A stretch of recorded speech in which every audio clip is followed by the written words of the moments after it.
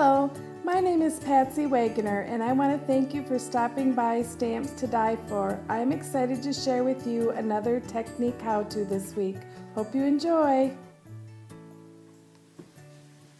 Okay, today I'm super excited to share with you this fun crystal icicles made out of crystal effects.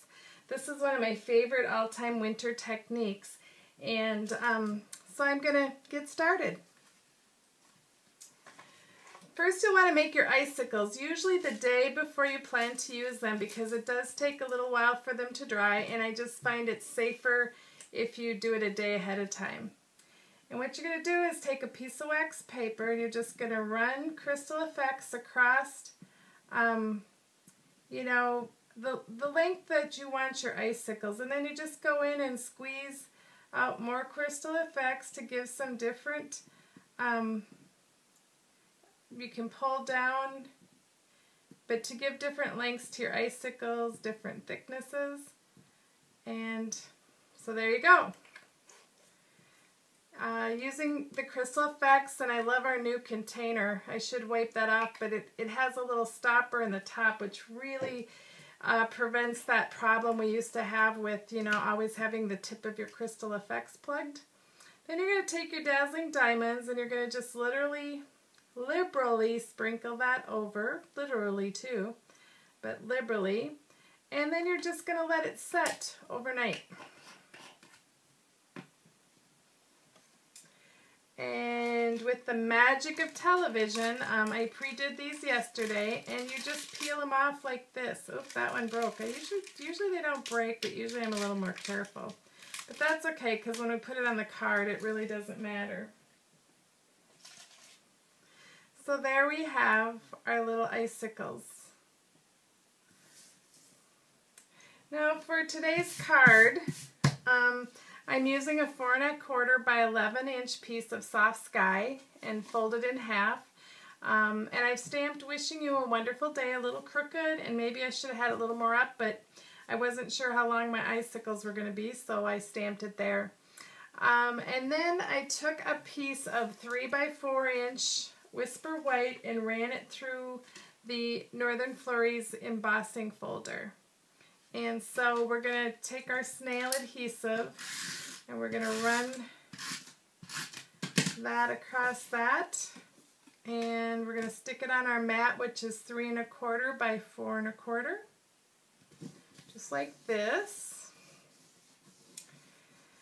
And I've stamped a snowflake from the Festive Flurry using the baby wipes technique that was in, I think, the video 2 weeks ago, but you can always just type in baby wipes in the search engine and you'll be able to find that video showing you how to get this multicolored stamped image using baby wipes and creating your own ink pad. So I want to raise this up a little bit. I always like I like a little dimension to my card, so I'm going to put some dimensionals on the back here. And then we're going to take our glue dots, and we're going to just put a glue dot on each end of this. And we're going to stick them right here. I never know if I should have them go off a little bit, but you can kind of play with it and see where you want it. Or add icicles. If you have some winter scenes, you can add the icicles to them, and that's really a cool thing too. So we're going to stick this here. Just going to take my paper snips and snip that off the end there. And I've got a piece of the stitched satin ribbon, which I'm going to tie around here like this, just in a single knot. Now, a lot of people wonder how I get good knots.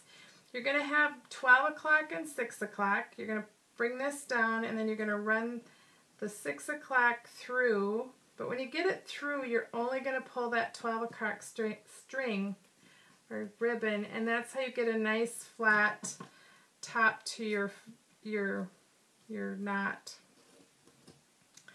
So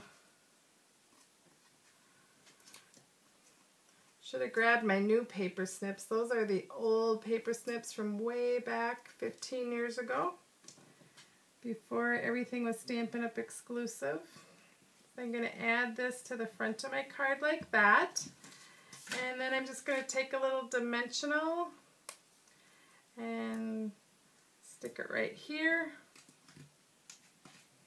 Peel this off, and I'm going to add my snowflake. And now I want to add a rhinestone to top it off. I find the little poker tool works really good to pick up those little rhinestones and put them on that snowflake. And our rhinestones are the most sparkly ones on the market. And you can color them any color you want with a Sharpie marker. And you can just go to my blog again and Google color rhinestones or Sharpie marker, and it'll bring up how to color these with a Sharpie marker. Anyway, I hope you enjoyed this week's Icicles card out of Crystal FX. Be sure and stop over at my blog, www.stampstodiefor.com, and pick up your free tutorial with a photo of this card showing you how to do this, and also the supplies and measurement list. Hope you enjoyed it. Happy stamping!